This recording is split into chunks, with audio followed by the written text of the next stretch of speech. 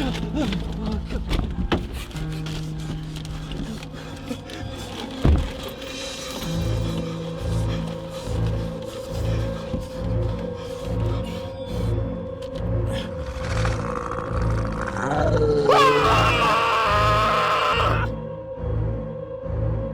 Quiet Place 2. Taking place directly after the first film, Quiet Place 2 embarks on a family journey where most of them aren't even with each other for most of the film, and they have to embark on the unknown trails that is the sand, and then gravel, and then dirt, maybe to find a solution on how to eviscerate and eradicate these alien scum that are haunting the world now.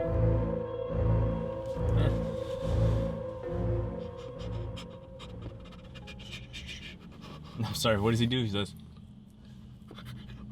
"What's up, everybody, and welcome back to another movie review. This time we are doing Quiet Place Dos. Part 2, as they say in France. What do they part 2 in? I don't know. Obviously, it's got Emily Blunt, a little bit of John Krasinski, and I can't remember the deaf girl's name. Millicent Simmons. Yep, Cillian Murphy's in there for a minute. This movie was the first big movie to be pushed back at the beginning of the pandemic. It was originally supposed to come out March 20th of last year, which we all know was it was the weekend after things started shutting down. Yep. Regal shut down on the 8th or 12th. On the 12th. Yep. So yeah, 8 days later is when this was supposed to come out. So it was like the first big release to get pushed back. It is finally out. Yeah, it was really funny because back then I had planned a date. I was like, you want to go see Quiet Place 2? Maybe a little bit of smoochy smooch without all that, of course. Just setting up a date.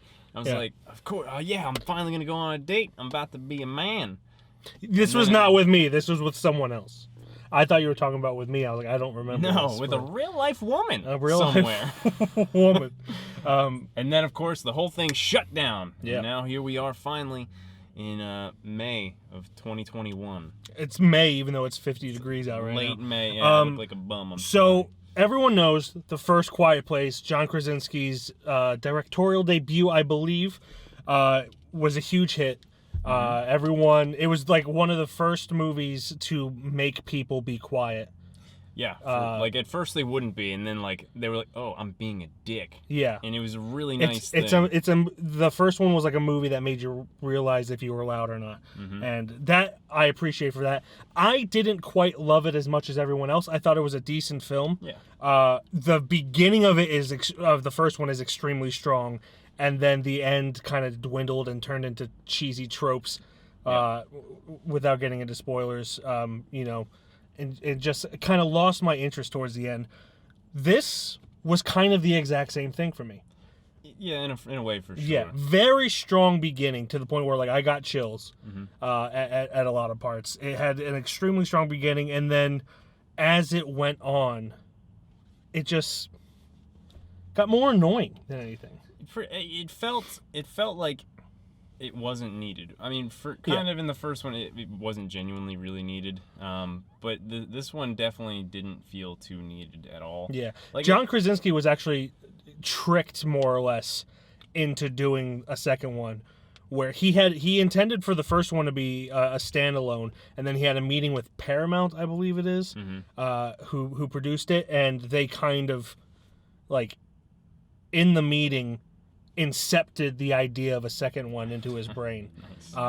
And those are more or less his words. There was an interview where he said this. Yeah. And honestly, I agree with the first one being standalone, and that's all that's needed, because the world, it's not interesting enough for me personally to explore more. It's just, other than the monsters, it's your typical apocalyptic film. Yeah. With, yes, it has the family dynamic and everything, but you did that in the first one. It's definitely an extension film, is really what this is to me. It genuinely, it wasn't needed. It really explored more of what the monsters looked like and everything. They were more definitely up front. Yeah, than in the which first made it one. less suspenseful. Yeah, less suspenseful, but it was cool to see what the monsters looked like and how their brain ears worked. Yeah. And everything like that. Brain ears. Yeah, and seeing the destruction they caused.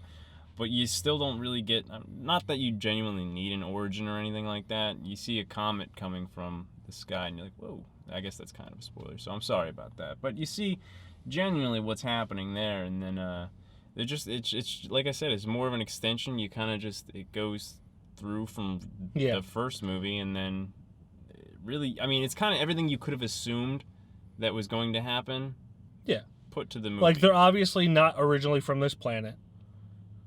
They came from a comet. Mm-hmm. There we go. John Krasinski's character in the beginning just knew that they had to be quiet. Yeah, that bothered a lot of all the characters pretty well. All the main characters. The main characters knew you had to be quiet right away. You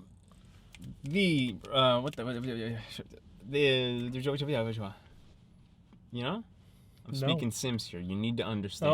Keep up. The reaction time that all the characters had. Main characters. All the main characters had were phenomenal. Mm-hmm. This thing darted across the street, and John Krasinski's like, well, we gotta go. Let's go.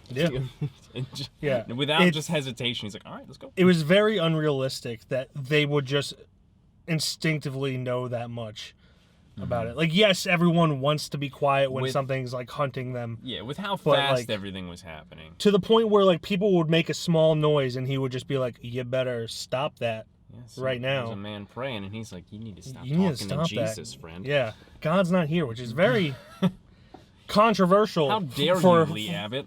How dare you? But yeah, it's just the characters are put in a lot of situations that have easy outcomes, easy solutions, but they just don't follow them. Should we dive into spoilers a little bit? Or? Yeah, we can. Yeah.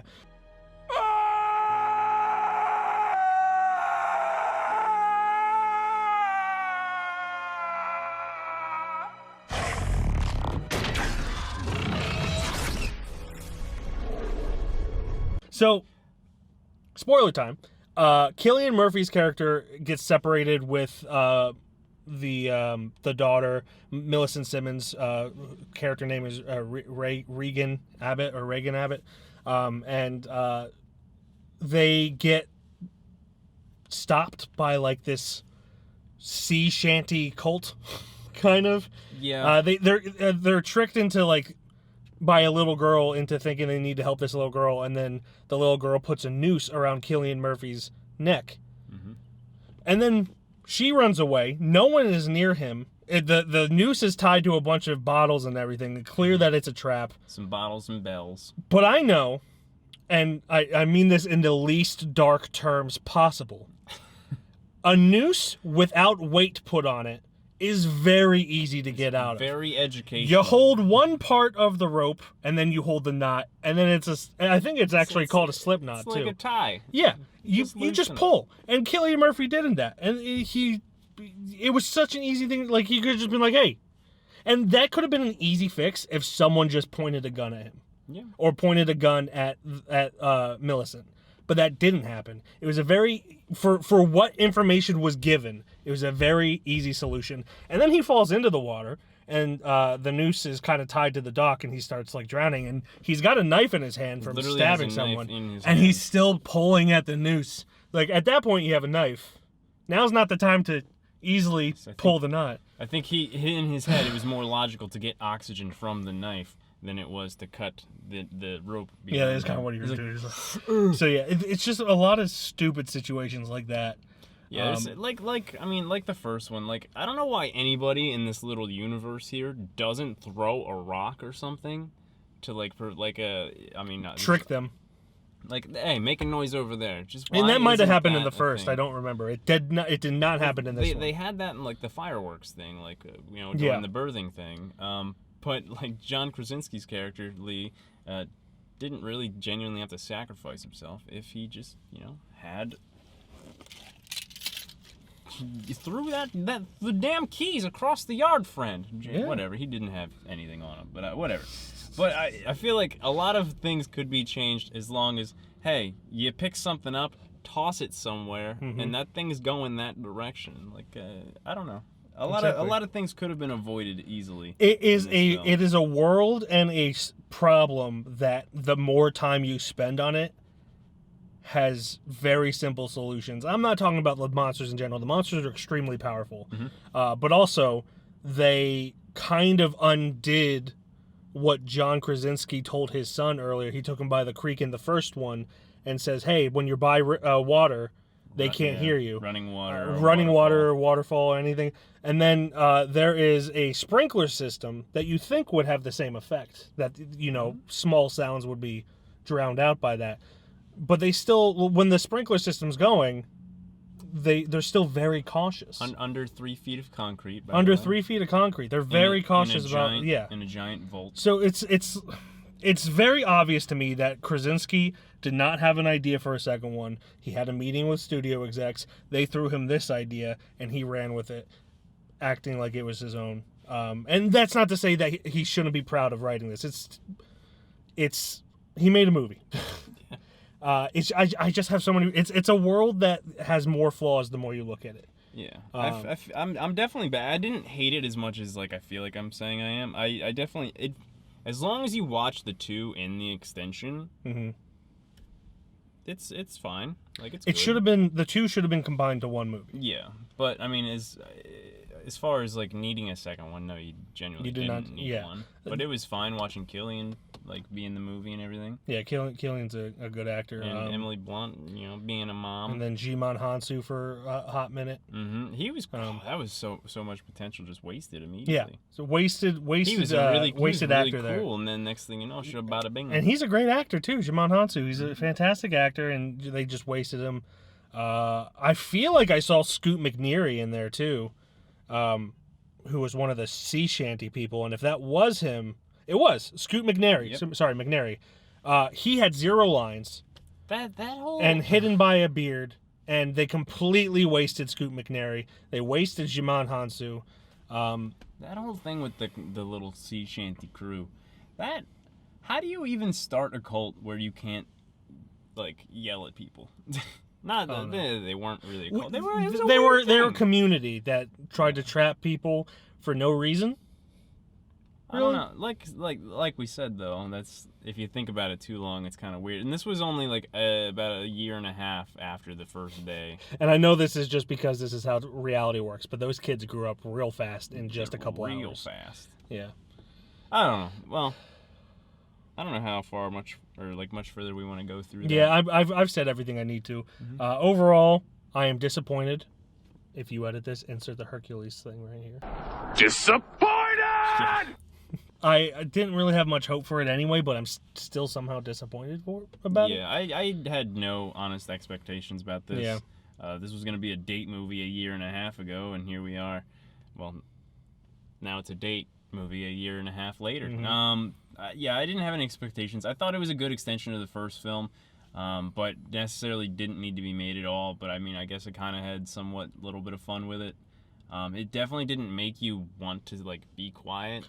That's another thing. The first movie is extremely quiet. The music is not overbearing at all. So you had to sit there, you had to enjoy it, and you had to pay attention and be quiet. And this does this uses too much music in my opinion. Too much music, and there's only one jump scare, and it's crows coming out of a train. Yeah. And we both jumped at it. We were like, yeah. And I mean, I don't like jump scares to begin with. Yeah. Not because they're scary or anything. Well, just, if they I work, think they're cheap. then I'm down for it. That one worked. But that one was wow.